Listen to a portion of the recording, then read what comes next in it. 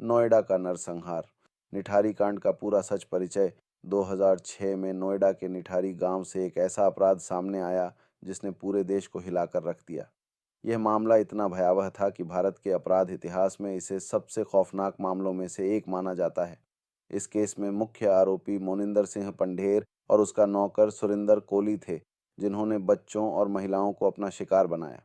इस लेख में हम इस पूरे मामले का विस्तृत विश्लेषण करेंगे।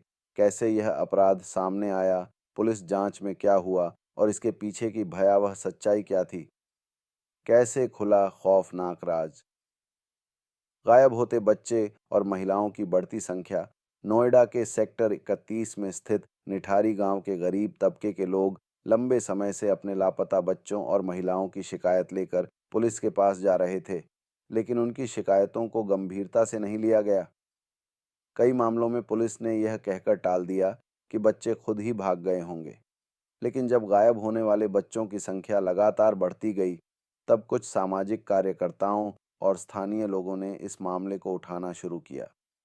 धीरे धीरे यह बात फैलने लगी कि कोई बच्चों को अगवा कर रहा है और उनकी हत्या कर रहा है। नाले से बहता खून और कंकालों का खुलासा। 2006 के अंत में कुछ स्थानीय लोगों ने एक नाले में संदिग्ध हड्डियों और सड़े गले शवों के अवशेष देखे। पुलिस को जब इस बारे में सूचना मिली, तो मौके पर पहुंची टीम को वहां से कई मानव कंकाल, शरीर के अंग और कपड़े मिले। यह एक डरावना दृश्य था जिसने सभी को दहला दिया। जब इन अवशेषों की जांच की गई, तो पता चला कि यह उन बच्चों और महिलाओं के थे जो पिछले कुछ वर्षों में गायब हुए थे। यह खुलासा इतना चौंकाने वाला था कि पूरे देश में सनसनी मच गई। मोनिंदर सिंह पंढेर और सुरिंदर कोली। कौन थे ये दरिंदे? मोनिंदर सिंह पंढेर एक प्रभावशाली और अमीर व्यक्ति था, जिसकी अच्छी खासी संपत्ति थी। वह नोएडा के सेक्टर 31 में एक आलीशान बंगले में रहता था। बाहर से देखने पर वह एक साधारण बिजनेसमैन लगता था, लेकिन उसके घर के अंदर एक भयानक सच छिपा था। सुरिंदर कोली मोनिंदर का नौकर, सुरिंदर कोली बंगले के अंदर ही रहता था। जब जांच शुरू हुई, तो पुलिस को पता चला कि इस खौफनाक अपराध के पीछे वही मास्टरमाइंड था। कैसे होती थी हत्याएं? बच्चों और महिलाओं को कैसे बनाया गया निशाना? सुरिंदर कोहली गरीब तबके के बच्चों और महिलाओं को अपने जाल में फंसाता था। वह उन्हें खाने पीने का लालच देता या फिर जबरन उन्हें घर के अंदर खींच लेता। हत्या का तरीका जांच के दौरान सुरिंदर कोहली ने कबूल किया कि वह बच्चों और महिलाओं को पहले मारता, फिर उनके शरीर के टुकड़े टुकड़े कर देता। उसने यह भी स्वीकार किया कि वह भोजन पकाने और खाने के लिए शव के कुछ अंगों का इस्तेमाल करता था। इस बयान ने पूरे देश को सदमे में डाल दिया। यौन शोषण और नरभक्षण। सबसे डरावनी बात यह थी कि कोहली ने न सिर्फ हत्या की, बल्कि उसने मृत शरीरों के साथ यौन शोषण भी किया। उसने कई बार अपने बयान बदले, लेकिन नरभक्षण, कैनिबलिज्म और नेक्रोफिलिया जैसे अपराधों की पुष्टि हुई। पुलिस जांच और सबूतों का खुलासा कैसे पकड़ा गया कोहली? जब निठारी के नाले से कंकाल और अवशेष मिले, तो पुलिस ने जांच शुरू की। बंगले की तलाशी ली गई और वहां से कई बच्चों के कपड़े, खून के धब्बे और शरीर के टुकड़े बरामद हुए। जब सुरिंदर कोहली से पूछताछ की गई, तो उसने अपना जुर्म कबूल कर लिया। उसने बताया कि वह छोटे बच्चों को मारकर उनके शरीर के हिस्सों को खा जाता था और शवों को नाले में फेंक देता था। डीएनए टेस्ट और पीड़ितों की पहचान। पुलिस ने डीएनए टेस्ट कराकर पीड़ितों की पहचान करने की कोशिश की।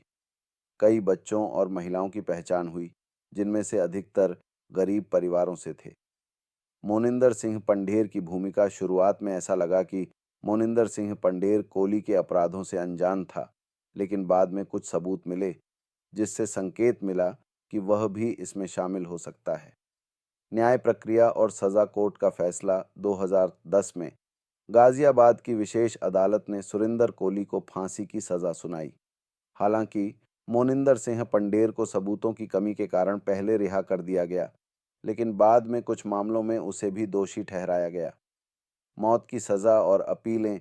कोहली ने अपनी फांसी की सजा के खिलाफ कई बार अपील की, लेकिन सुप्रीम कोर्ट ने भी उसकी सजा को बरकरार रखा।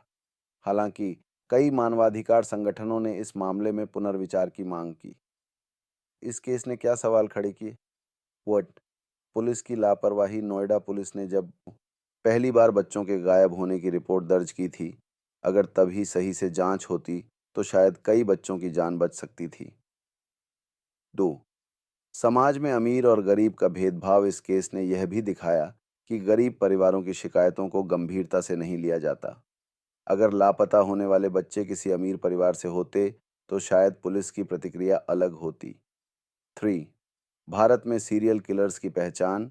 भारत में बहुत कम मामलों में सीरियल किलर्स को पकड़ने की प्रक्रिया विकसित है।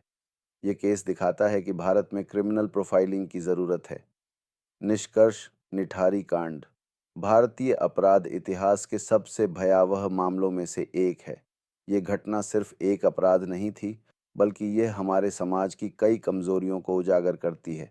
चाहे वह पुलिस की लापरवाही हो, गरीबों की शिकायतों को नज़रअंदाज करना हो, या फिर कानून व्यवस्था की धीमी प्रक्रिया।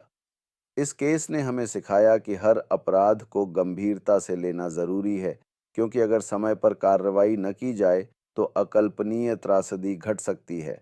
अगर आप ऐसे कहानी सुनना चाहते हैं तो चैनल को ज़रूर सब्सक्राइब करें। धन्यवाद।